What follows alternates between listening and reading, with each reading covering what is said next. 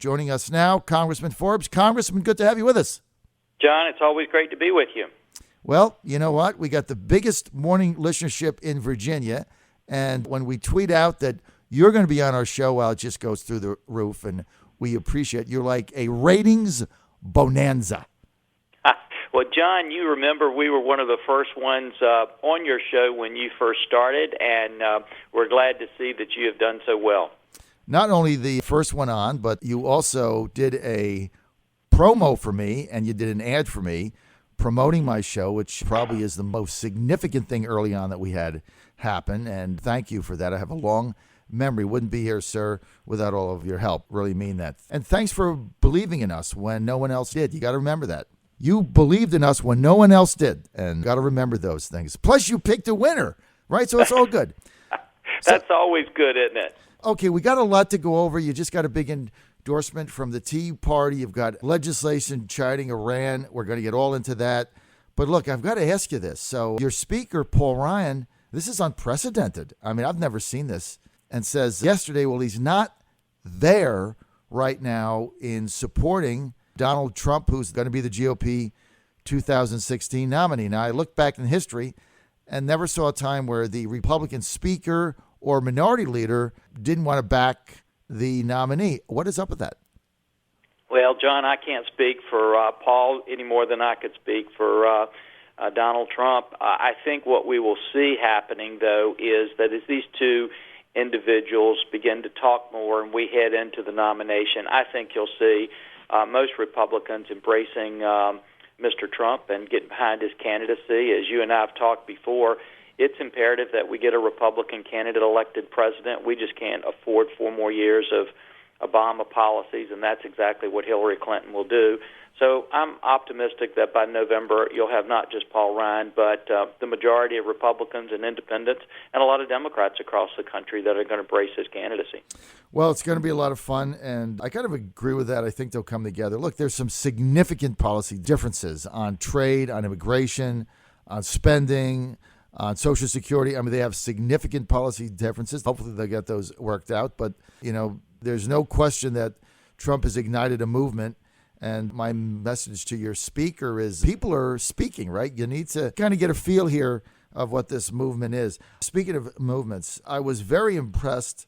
I understand that you just got the Tidewater Tea Party Alliance endorsement saying that you're the clear conservative choice in the 2nd District. I know your two opponents were vying for that. The Tea Party is very strong in the 2nd District. How did that happen? Well, John, we have just been beginning to carry our message. As you know, campaigns are run in different ways. Mr. Taylor's kind of a smoke and mirror candidate. He comes out and he says a lot of things that just don't pan out to be true. I think what the Tea Party wants is what people across the board want. They want people to come in there, and they want you to be real with them. They want you to have a record of standing on your principles and not backing up from those principles. And then the third thing that they want you to do is be willing to ask and answer the tough questions that are in there. And I think, John, what we're going to see now, this is beginning the part of the campaign where we start telling our message. And from here on in, that's what you're going to hear. And I think when you hear that, you're going to have people from across the spectrum come in and embrace this campaign and say there's really only one clear choice. They believe if you want a conservative to represent you in the United States House of Representatives from the 2nd Congressional District, and it's going to be me.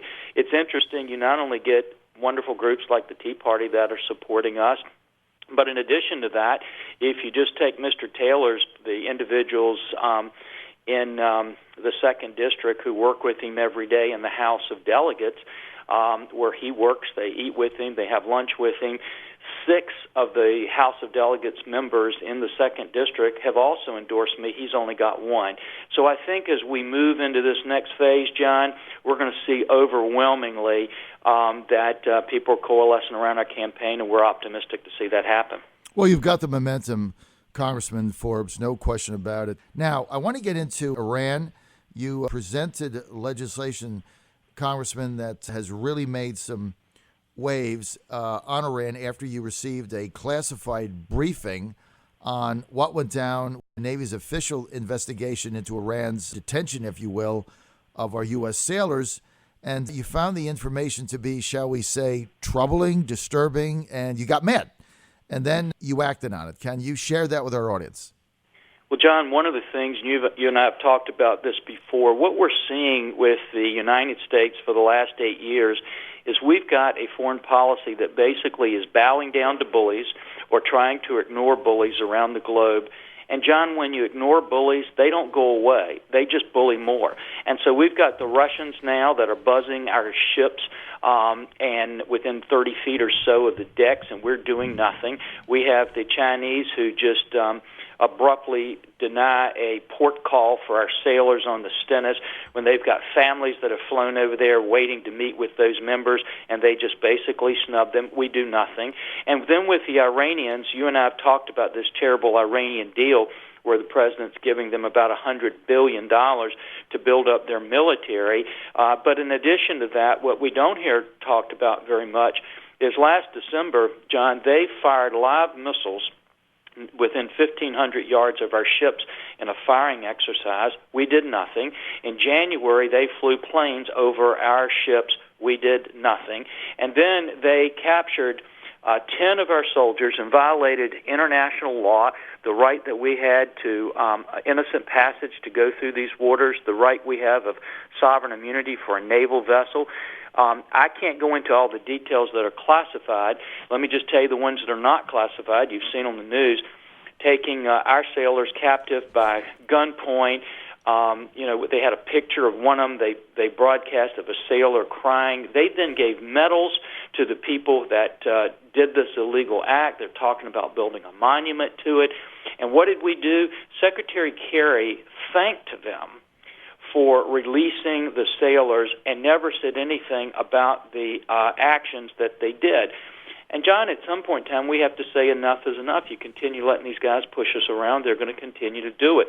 So what our resolution did is say, well, the administration might not be doing anything about it, but the United States Congress can stand up and say, one, what you did is wrong. Number two, it's creating dangerous situations in this region. And the third thing is we ought to take this into consideration when we have the Iranian sanctions bill back up and we have to vote to renew that bill.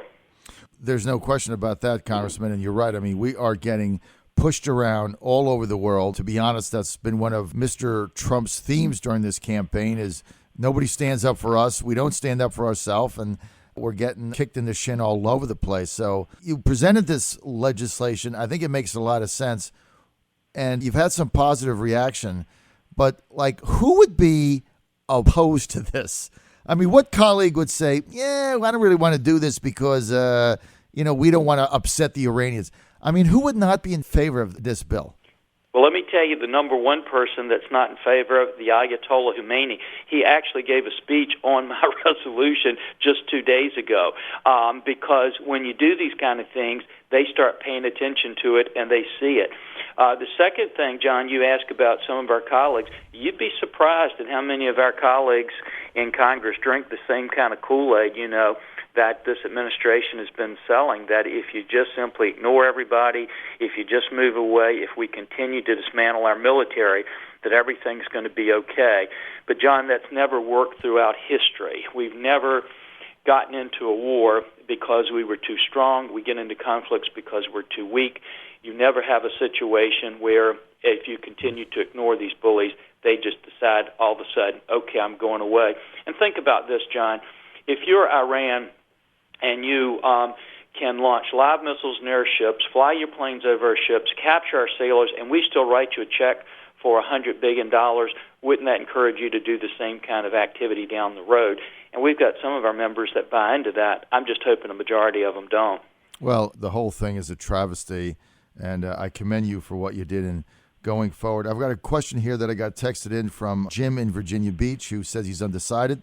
He says, please ask Representative Forbes why he's not submitting a declaration of war letter of reprisal or marquee against the nations and our enemies we are attacking or invading. He says Congress, not the president, declare war. You want to respond? Yeah, I mean, I think that a lot of people would be completely happy to see an authorization of military force be that a declaration of war or simply the authorization of military force to come from Congress.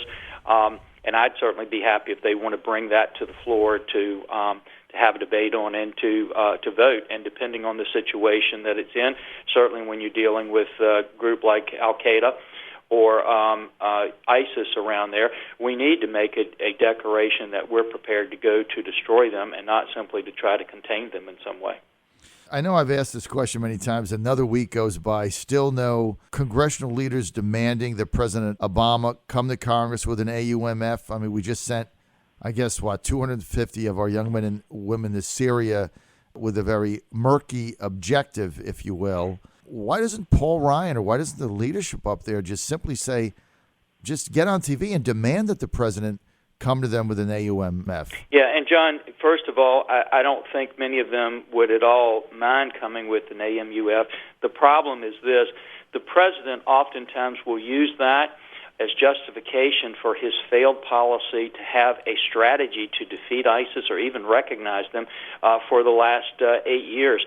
And the reality, John, is this: while I would be happy to see such a resolution come up, let us debate it, let us vote on it, the president and his administration over and over again have come before the Armed Services Committee and said they do not need that resolution to take action against ISIS. The problem we've had with the president and his weakness is not that he hasn't had an AMUF. The problem is he hasn't had a strategy of dealing with ISIS.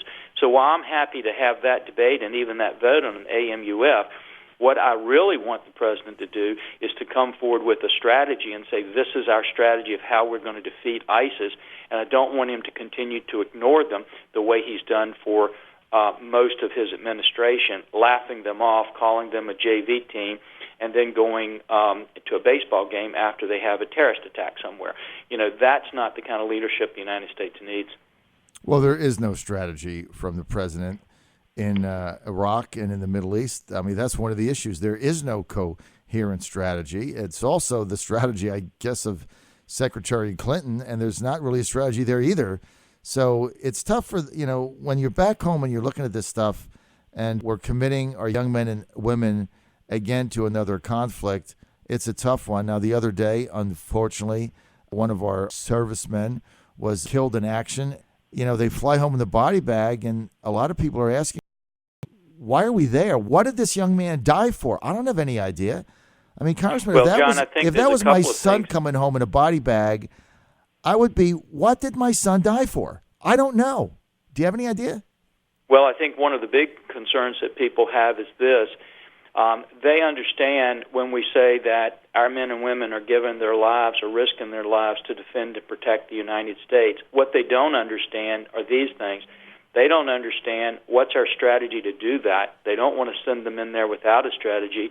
The second thing is they don't want to send them in there with rules of engagement that do not allow them to actually destroy the enemy but put them at risk in that situation. And the third big thing that's becoming more and more prevalent, John, is they don't want them going in there unless we've given them all the resources they can possibly have to make sure they have the highest probability of coming back home. And that's one of the reasons in the National Defense Bill that I've put in there provisions to start turning the military around. We want to rebuild our Navy to a 350-ship Navy. We want to make sure our Marine Corps has the resources they need. It's absolutely insanity when you see the United States Marine Corps having to take a combat plane and go into a museum to get a part out so that they can fly a combat plane. The thing that I'm getting tired of is having our pilots flying planes that their grandfathers flew. They deserve better. And then the final thing is, that they've had so many cutbacks in the military in many of these situations that our guys aren't even getting the training hours that they need. And I think that's what the American people are saying. You're going to send them in there. We're going to have that risk. Give us a strategy. Make sure we're allowing them to do what we send them there to do. And then the third thing is make sure we've given them all the resources they need so that they can fight the fight to keep us free. Well, I think you about summed it up. But we need that AUMF. I am just about out of time, but I've got one more very quick question. Congressman Forbes, can Trump win? Sure. I think Trump can win, and I think the reason that Trump can win is because we, as I mentioned at the beginning, we just cannot afford 4 more years of President Obama's policies. And I think if we can come together, and that's an important thing, and John, we've got to make sure we work to come together as a party. But secondly, we've got to continue to reach over, bring independents and Democrats in who realize that we've got to turn our military around, we've got to turn our economy around, and we've got to once again regain a place in the world where the rest of the world respects the United States of America. If we do that, I think Donald Trump can win. We're out of time. We want to thank Congressman Randy Forbes for joining us today. More information, forbes.house.gov. You're on the John Fredericks Radio Network.